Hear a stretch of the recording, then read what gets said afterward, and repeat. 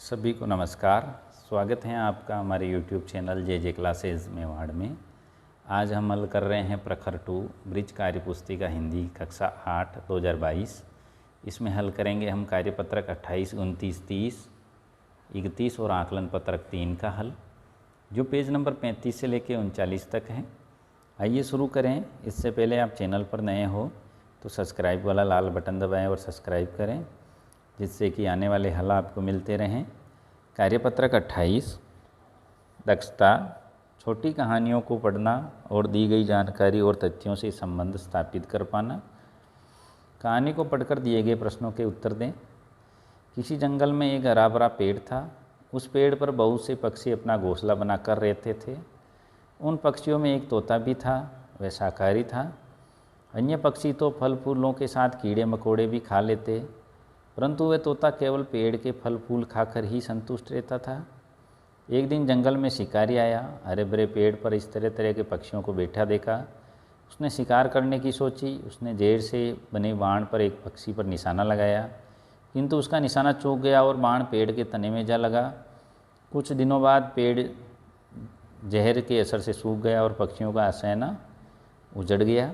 इसमें प्रश्न है, दिए गए विकल्प का उत्तर सही उत्तर चुनें। जंगल में कैसा पेड़ था? हरा भरा। तोता कहाँ रहता था? पेड़ पर। पेड़ पर पक्षी क्या बनाकर रहते थे? घोंसला। तोता शाकाहारी था। शाकाहारी का अर्थ है मांस का सेवन न करने वाला। इसमें सेकंड वाले इसमें राइट लगाएं। प्रश्न नंबर 2, रिक्त स्थान की पूर्ति करें। फल फूल, पक्षी, जहर, वर्षा और बाण। तो हरा भरा पेड़ जहर के असर से सूख गया। पेड़ों पर बहुत से पक्षी अपना घोंसला बनाकर रहते हैं। बाण के जहर से पेड़ सूख गया। शाकाहारी पक्षी फल फूल खाकर ही अपना भूख मिटाते हैं। तीसरा है, अशुद्ध शब्दों को शुद्ध करके लिखें। घोंसला का हो गया, घोंसला ऊपर बिंदी आ जाएगी। महात्मा में ते आधा आ जाएगा, महात्मा। पश्चात में से आधा, पश्चात। धार्मिक में ऊपर रह आ जाएगा, धार्मिक। प्रश्न नंबर 4 है, शब्द युग्मों से वाक्य बनाइए। जैसे हरा भरा, बगीचे में हरा भरा पेड़ है। फल फूल, बगीचे में कई प्रकार के फल फूलों के पेड़ है। पालन पोषण, माता अपने बच्चों का पालन पोषण उचित तरीके से करती है। कीड़े मकोड़े, गौरैया कीड़े मकोड़े खाकर अपना पेट भरती है। कार्यपत्रक 29 दक्षता, दिए गए संवाद को पढ़ना और दी गई जानकारी तथा तथ्यों का पता लगाना। नीचे दिए गए वार्तालाप को पढ़कर प्रश्नों के उत्तर दें। अमन और श्रवण के बीच की बातचीत ये पूरी पढ़नी है और इसके नीचे इसके उत्तर प्रश्नों के देने हैं। प्रश्न देखते हैं। अमन ने जिस तरह अपनी बात पुलिस को बताई, उसका मतलब है कि वह शब्दों में उलझ गया और उसने पुलिस को गलत बात बताई।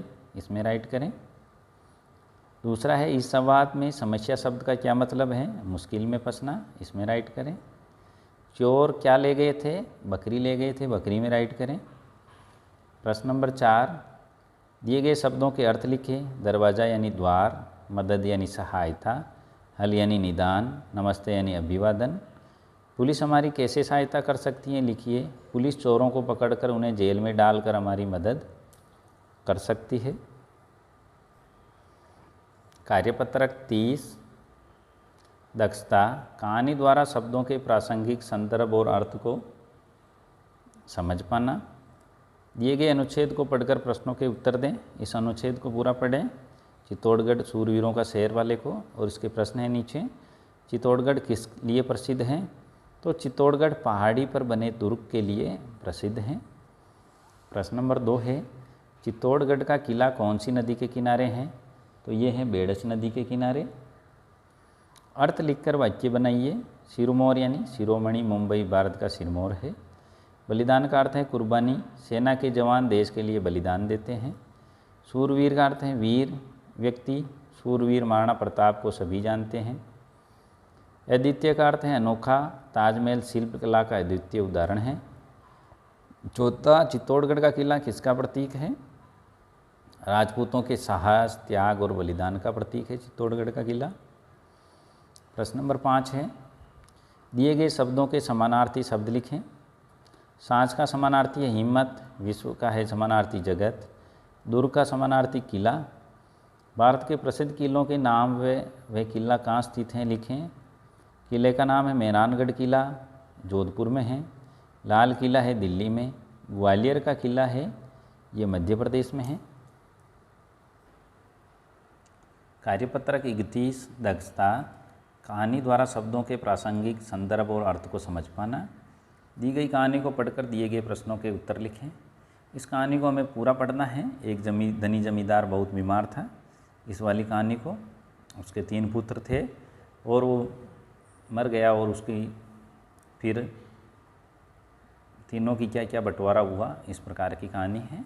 इसमें प्रश्न है नीचे, 3 पात्र के अलावा इनमें से कौन सा शीर्षक इस कहानी के लिए सबसे उपयुक्त होगा। तो इसमें उपयुक्त होगा बुद्धिमान पिता, इसमें राइट करें। वह पशुओं का झुंड किसे देना चाहते थे, तो ये ए वाले में राइट करें। बीच वाले भाई के लिए पशुओं का झुंड देना चाहते थे, इसमें राइट करना है। जब भाइयों ने ये समस्या डॉक्टर के सामने रखी तो वे हंसने लगे। रखी शब्द का उपयोग जिस तरह उस वाक्य में किया गया है उसका अर्थ इनमें से किससे मिलता जुलता है, तो ये प्रस्तुत की से दे राइट करें। प्रश्न नंबर 4, सबसे नीचे वाले पात्र में क्या था, तो सबसे नीचे वाले पात्र में अनाज के सूखे हुए तिनके थे, दे, इसमें दे राइट करें। आकलन पत्रक 3, निम्नलिखित कहानी को ध्यानपूर्वक पढ़कर दिए गए प्रश्नों के उत्तर लिखें। एक राजा था, उसके एक बंदर से बहुत प्यार था। उसने उस बंदर को अपने पास रख लिया।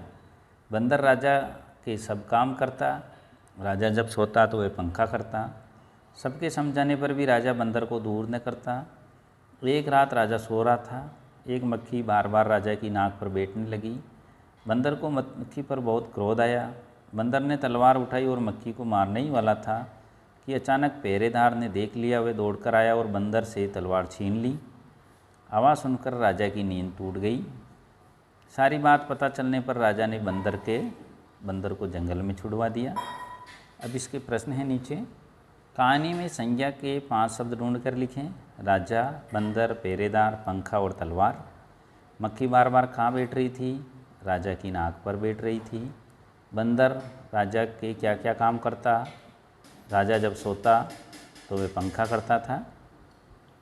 राजा ने बंदर को जंगल में क्यों छुड़वाया, राजा को लगा कि बंदर से कोई अनहोनी हो सकती है। प्रश्न नंबर 5, निम्नलिखित क्रिया शब्दों का प्रयोग कहानी के किन किन वाक्यों में हुआ है लिखें। सोना, राजा जब सोता तो वह पंखा करता। छोड़ना, राजा ने बंदर को जंगल में छुड़वा दिया। बैठना, एक मक्खी राजा की नाक पर बैठने लगी। दौड़ना, वह दौड़कर आया और बंदर से तलवार छीन ली। अपने विद्यालय में होने वाले बाल मेले का एक पोस्टर बनाकर पोर्टफोलियो में लगाएं। बाल मेले का एक चित्र बना के लगाना है।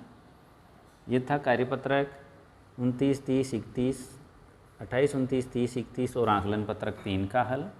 स्क्रीन पर जो प्लेलिस्ट का चित्र दिख रहा है इसमें हमने सभी कार्यपत्रक के हल डाल रखे हैं।